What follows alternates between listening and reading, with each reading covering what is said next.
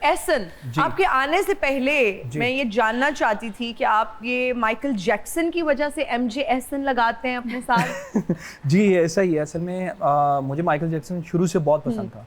तो 2010-12 में जब फेसबुक का बहुत ट्रेंड था ना, तो तब मैंने ये ऐसे एमजे लिख दिया था। तो उसके बाद जब मैं वीडियोस बनाना शुरू हुआ, थोड़ा सा फेम आया मेरे पास, तो सबने मुझे एमजे कहना शुरू कर दिया। अच्छा। तो इस वजह से मैंने वो हटाया नहीं। और वो जो वीडियोस थी वो आप माइकल जैक्सन से रिलेटेड बनाते थे? नहीं, वो जब स्टार्टिंग में बनाता था तब ना 2010-11 में, उसके बाद तो फिर कंटेंट की तरफ चला गया। अच्छा, कंटेंट की तरफ भी मैं 2018-19 में आया हूँ। जी जी जी। क्योंकि बीच में मैंने एजुकेशन अपनी कंप्लीट की है।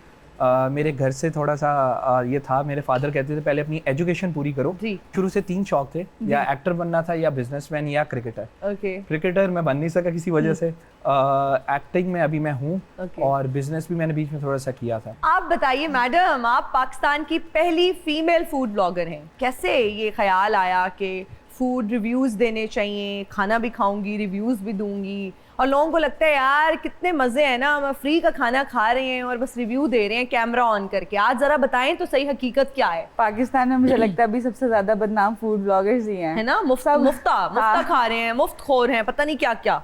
मैं भी रिव्यू कभी कभी दे देती हूँ हल्का फुल्का, हल्की आंच पे, तो वो हमें तो बस यही कहते रहते हैं मुफ्ता खा रहे हैं। और अगर आप कोई बुरा रिव्यू दे दो तो भाई इन्होंने तुम्हें मुफ्ता नहीं दिया, तो तुम लोग बुरा रिव्यू दे रहे हो। पैसे अपने देने पड़ गए ना, इसलिए सच्चा रिव्यू दे दिया। स्पॉटलाइट में है कि भाई सारी हेट फूड ब्लॉगर्स को मिलेगी। सही बात है, but how did you think about it as a profession कि मुझे इसमें आना चाहिए? आना चाहिए, जरूर आना चाहिए। फूड सब्जेक्टिव है, हर फूड ब्लॉगर की अपनी ऑडियंस है। अगर मुझे कोई चीज़ पसंद है और वही मेरी ऑडियंस को पसंद आ रही है, वैसे ही हर फूड ब्लॉगर की अपनी अपनी ऑडियंस है। मतलब अगर मैं स्पाइसी फूड पसंद करती हूँ तो मेरी वो वाली ऑडियंस है। तो ये फूड एक बहुत सब्जेक्टिव चीज़ है, आप एक बंदे पे इस तरह रिलाई नहीं कर सकते। सोचा कैसे? उस वक्त तो कॉन्सेप्ट भी नहीं था ना एक दौर में कि हम कंटेंट क्रिएटर्स बन जाएं, हम फूड ब्लॉगर्स बन जाएं।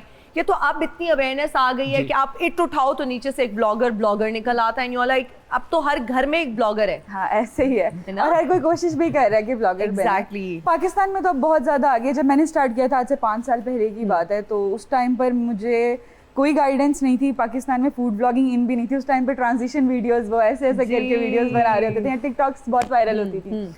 तो उस टाइम पे मैं ब्लॉगर्स को देखती थी, वो भी इंडियन फूड ब्लॉगर्स को देखती थी। अच्छा। तो उनको देख के मैंने सोचा कि इस तरह का कंटेंट बनाती हूँ, लेकिन वो पाकिस्तान में इतना पसंद नहीं आया। आहिस्ता आहिस्ता 5 साल में, 2-3 साल के बाद मुझे समझ आई कि लोग किस तरह का कंटेंट पाकिस्तान में पसंद कर रहे हैं, और वैसा कंटेंट मैंने बनाना शुरू किया।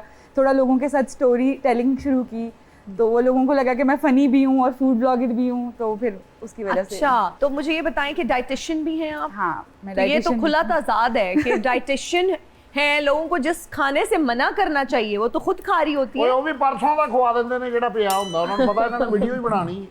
नहीं, ऐसा नहीं है, हमें सबसे अच्छा खाना रिप्रेजेंट किया जाता है। अच्छा, ये भी फूड ब्लॉगर हैगा है? केरी वाली छल्ली खा के उन्होंने कहता ये देखे नाज़रीन, वो कहता पैसे रख थे। मुझे लगता है पहली डाइटिशियन है जो बदपरहेजी करती होगी। बदपरहेजी नहीं कह सकते, क्योंकि मैं बड़े तरीके से रिव्यू करती हूँ। मैं पूरा दिन कुछ नहीं खाती और अपने मैदे का मैं बहुत ज्यादा ध्यान रखती हूँ। अच्छा, जिस दिन रिव्यू करना उस दिन कुछ नहीं खाते हो? नहीं, तो this is also not healthy approach. कहते हैं कुछ ना कुछ तो खाते रहना चाहिए। नहीं नहीं, ऐसा नहीं है। बीइंग अ डाइटिशियन आपको कुछ ना कुछ हर वक्त नहीं खाते रहना चाहिए। आपकी बॉडी सबसे ज्यादा स्टेबल तब होती है जब आप फास्टिंग में रहते हो। अच्छा, मुझे ये सुन के बड़ा दुख हुआ, आपको सुशी नहीं पसंद। ये आपको कैसे पता चला? आपने लगता है मुझे पूरी रिसर्च करके हम आते हैं ना, देखिए गेस्ट आ रहे हैं तो हमें उसके बारे में सब पता होना चाहिए। इस गल्लों राशिद कमाल ठीक है, कुछ ना कुछ खांदा रहंदा, कभी फ्रूट कभी खाना। कुछ ना लबे अपने पियो को फेंटी खा लो। अच्छा, आपके वालिद साहब डेंटिस्ट हैं जी। तो जो जहाँ पे डॉक्टर्स होते हैं, वालिदैन डेंटिस्ट होते हैं, उनकी ख्वाहिश होती है कि बच्चे भी डॉक्टर्स बने। तो वालिद साहब ने इंसिस्ट नहीं किया कि बेटा आप भी डेंटिस्ट ही बनो? बिल्कुल किया था, उन्होंने मुझे कहा था कि आप BDS करें, बट मैंने ट्राई किया था, मैंने MCAT भी ट्राई किया था। बट एक चीज़ है, मैं बोलता हूँ कि अगर एक बच्चा, एक स्टूडेंट जो है, अगर एक चीज़ नहीं कर सकता, ये उसके गुजरने के बाद मैं कह रहा हूँ कि मैं वो एक सिचुएशन से गुजरा हूँ, तो मेरे पापा ने भी एक लिमिट तक मुझे पुश किया था। तो मुझे MCAT देते हुए समझ आ गई थी कि मैं नहीं कर सकता। अच्छा, फिर मैंने पापा को कहा था, पापा मुझे एक मौका दें, मैंने आपको कुछ करके दिखाऊंगा। तो उसके बाद मैं BCom ऑनर्स मैंने किया, और उस पर मेरे मेरिट सर्टिफिकेट्स भी थे। एक बार 3.83 GPA पे, एक बार 3.9 GPA पे। वाह, वेरी नाइस, क्या बात है। वैसे भाई क्या आमना, हाँ जी। आप डाइटिशियन भी हैं, तो आप जिस तरह से बताया कि अपनी फूड का बहुत ज़्यादा ख्याल रखती हैं, क्या टेस्ट वगैरह भी कराती रहती हैं, यूरिक एसिड ना ऊपर चला जाए, कोलेस्ट्रॉल सही रहे, क्योंकि आजकल खुदा ना खास्ता आपको अचानक से पता चलता है कि भाई ये भी हो गया है, शुगर बढ़ गई है, यूरिक एसिड, और बड़े यंग लोगों को हो रहा है।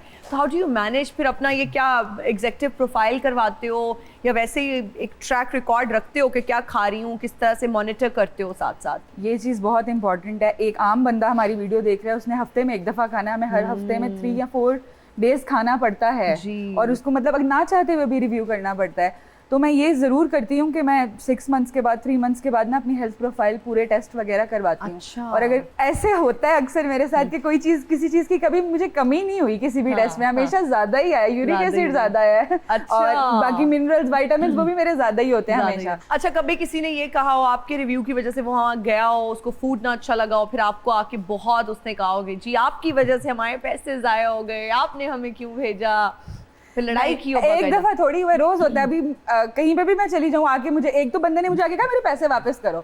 मैंने कहा क्या? कितने पैसे? कहता 500 रुपए। मैंने कहा 500 रुपए लड़े हो मेरे से यार, जाओ। हाँ। नहीं तो आप क्यों भाई, आपका एक्सपीरियंस डिफरेंट हो सकता है, मेरा एक्सपीरियंस ये डिफरेंट है। रेस्टोरेंट वाले बहुत गलत करते हैं। वो अच्छा। हमें अच्छी चीज प्रेजेंट करते हैं और हमें पसंद आती है, हम वही चीज का रिव्यू देते हैं, और देन जब लोग वो ट्राई करने जाते हैं तो वो तो फिर आप रेस्टोरेंट से बात करती मैं हैं? करती हूँ, मैं लड़ाई करती हूँ पूरी कि क्या तरीका है। मैं उनको मेंशन करती हूँ, मैं लोगों की जो प्रॉब्लम्स होती हैं वो उनको रेस्टोरेंट वालों को बताती हूँ।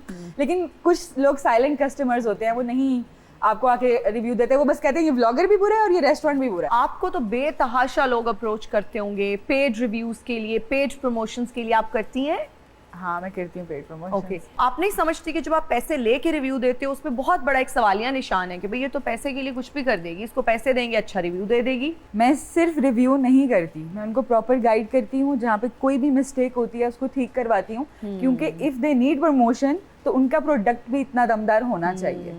अब वो मेरे जाने के बाद क्या करते हैं उसकी रिस्पॉन्सिबल मैं नहीं हूँ, लेकिन आई ट्राई माई बेस्ट कि मैं हर चीज़ को परफेक्ट करवा कर ही रिव्यू करूँ। राशद भी बहुत अच्छा फूड ब्लॉगर है। रियली? हाँ जी, खराब सालन वेख के रिव्यू करन डे। मैं रिव्यू ही करदा सिर्फ, आपको खाण ਇਹ ਦੇਣ ਭਾਜੀ ਖਾ ਲਵਾਂ ਕਿੰਨਾ ਕੁ ਪੁੱਛਿਆ ਵਾ ਮੇਰੀ ਗੱਲ ਸੋ ਜੇ 75% ਵੀ ਆ ਤਾਂ ਮੈਂ ਖਾ ਜਾਣਾ। ਇਹਨਾਂ ਦੇ ਘਰ ਤੇ ਚਿਕਨ ਪੱਕਾ ਸੀ ਜੀ ਇੱਕ ਵਾਰੀ। अच्छा। ਉਹਦੇ ਪੰਜੇ ਜਿਹੜੇ ਇਹਦੀ ਬੁੱਢੀ ਨੇ ਕਾਂਡੇ ਬਣਾ ਕੇ ਸਾਰੀ ਉਮਰ ਪਾਏ ਨੇ।